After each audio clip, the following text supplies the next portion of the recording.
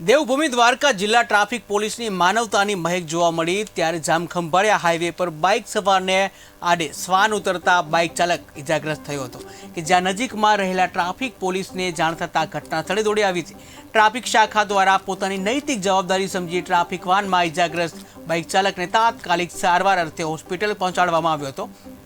તો ટ્રાફિક પોલીસની માનવતા ભરી કામગીરી સામે આવી જ્યાં ઇજાગ્રસ્ત યુવકને તાત્કાલિક હોસ્પિટલ પહોંચાડવામાં આવ્યો। સમયસર હોસ્પિટલ પહોંચાડતા યુવકનો જીવ બચ્યો।